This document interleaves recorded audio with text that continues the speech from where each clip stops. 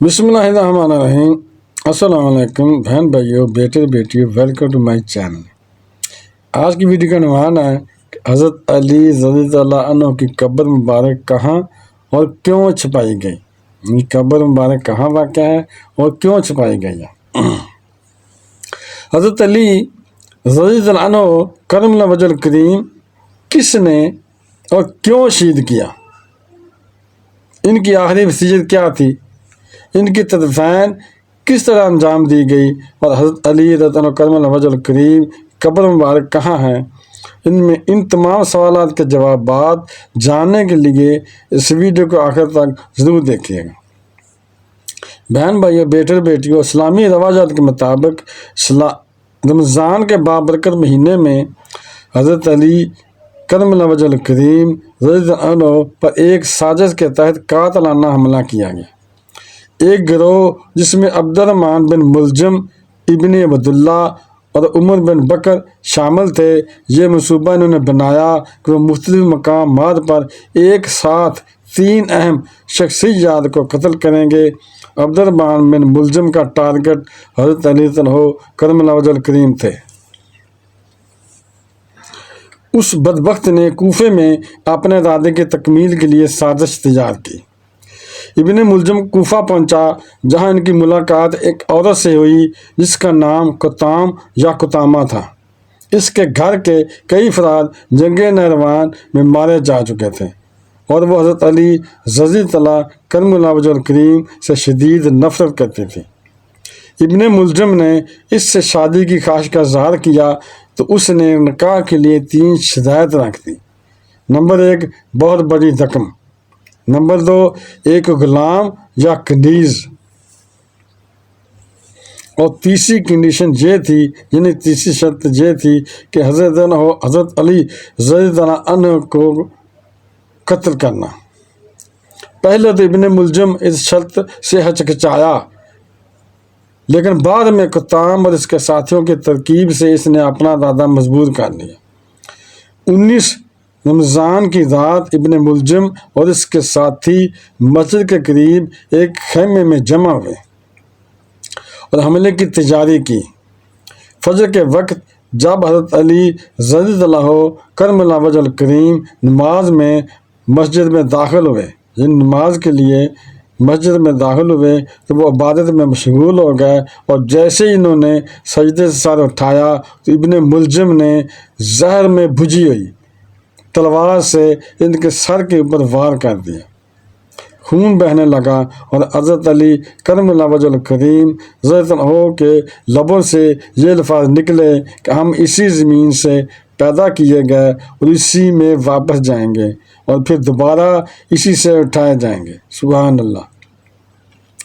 حضرت جبرائیل علیہ السلام کی صدا آسمان سے بلند ہوئی کہ ہدایت کا ستور گر گیا، تقویٰ کا چراغ بجھ گیا اور نبی کریم صلی اللہ علیہ وسلم کے چچا زاد بھائی کو شہید کر دیا گیا۔ حملے کے بعد قاتل فرار ہونے کی کوشش میں تھا، مگر ایک شخص نے اسے پکڑ کر حضرت علی رضی اللہ کرم اللہ وجہ الکریم کے سامنے پیش کر دیا۔ جب قاتل کو لایا گیا، حضرت علی رضی اللہ کرم اللہ وجہ الکریم نے فرمایا کہ اگر میں زندہ رہا تو خود فیصلہ کروں گا کہ اس کا کیا کرنا ہے، اور اگر میں انتقال کر گیا تو میرے قاتل سے بدلہ لیا جائے، اور چاہے تو آپ معاف بھی کر سکتے ہیں۔ سبحان اللہ۔ حضرت علی کرم اللہ وجہ الکریم رضی اللہ عنہ کو زخمی حالت میں ان کے گھر لایا گیا۔ اہل کوفہ غم سے نڈال تھے، دیواروں سے سر ٹکرا کر رو رہے تھے۔ طبیبوں کو بلایا گیا، اس دور کے ڈاکٹروں کو بلایا گیا، جن میں ایک ماہر حکیم نے آپ رضی اللہ عنہ کے زخم کا معائنہ کیا۔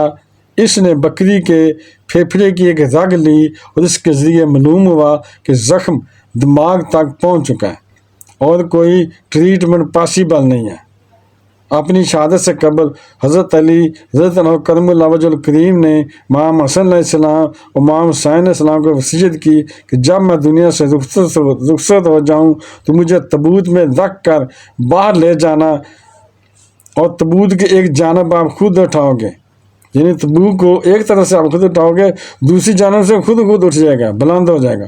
مجھے ایک مخصوص جگہ لے کر جانا، جہاں سفید پتھر دیکھو گے وہیں دفن کر دینا۔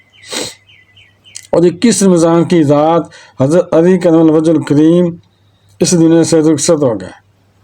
حضرت امام حسن علیہ السلام اور حضرت امام حسین علیہ السلام نے انہیں غسل دیا اور 3 کپڑوں میں کفن دیا۔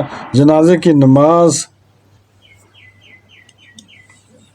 حضرت امام حسن علیہ السلام نے 9 تکبیروں سے پڑھائی۔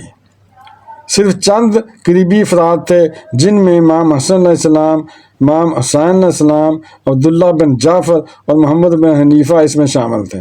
جنازے میں سب لوگ شریک ہوئے اور رات کے اندھیرے میں ان کا جنازہ نجف لے جایا گیا، نجف اشرف جسے کہتے ہیں۔ جہاں زمین کھودی گئی تو ایک تختی برآمد ہوئی جس پر درج تھا کہ یہ وہ جگہ ہے جو حضرت نوح علیہ السلام نے حضرت علی عنہ کے طرفین کے لیے مخصوص کی تھی، اور اسی جگہ انہیں سپرد خاک کر دیا گیا اور اس زمین کو بالکل پلین کر دیا گیا۔ یعنی ہم تو اوپر ڈیری بناتے ہیں نا، ایسے قبر کی مٹی بناتے ہیں یہ قبر کی بچھانے کے لیے، مجھے اس کو پلین کر دیا گیا، یعنی کسی کو پتہ نہ چلے قبر کدھر ہے، کہ کسی کو ان کی قبر کا علم نہ ہو۔ حضرت علی کرم وجہ کریم نے اپنی قبر کو مخفی یعنی پوشیدہ رکھنے کی وصیت اس لیے کی تھی کہ دشمنوں کی چالوں سے محفوظ رہے میری قبر۔ اگر دشمن کو معلوم ہوتا تو وہ قبر کی بے حرمتی کر سکتے تھے۔ چنانچہ چند قبریں مختلف جگہ پر، یعنی اور بھی قبریں کھودی گئیں، ایک میں دفن کر دیا گیا نا، اور زمین پلین کر دی گئی، یعنی پتہ نہ چلے، اور بھی جگہ پر قبریں کھودی گئیں تاکہ وہ لوگ کہیں یہ قبر ہے، یہ قبر ہے، اصلی چیز کا کسی کو پتہ نہ چلے، اصلی قبر کا کسی کو پتہ نہ ہو۔ اسی لیے ایک سوال آج بھی قائم ہے، حضرت علی رضی اللہ کرم وجہ کریم کی قبر کہاں ہے؟ بعض مورخین کے مطابق دال و مارا میں ہے، بعض کے نزدیک کوفہ کی جامع مسجد کے پاس، اور بعض کے نزدیک عام قبرستان میں آپ رضی اللہ مدفون ہیں۔ اس کے علاوہ بھی بہت سارے اقوال ہیں، البتہ کسی خاص جگہ کا تحجر نہیں ہے۔ تو ویڈیو دیکھنے کا بہت شکریہ، اپنا بہت خیال رکھیے گا۔ بہن بھائیو، بیٹے بیٹیوں، اگر آپ کو میری یہ ویڈیو پسند آئی ہے اور اسے صدقہ جاریہ سمجھ کر آگے شیئر کر دیں، اور اگر ابھی تک آپ نے میرے چینل کو سبسکرائب نہیں کیا تو لازمی کر لیں اور بیل کو دبا کر آل پر کلک کر دیں تاکہ میری آنے والی اچھی سے اچھی ویڈیوز آپ کو ملتی رہیں۔ چلو ملتے ہیں نیکسٹ ویڈیو میں۔ السلام علیکم، خدا حافظ۔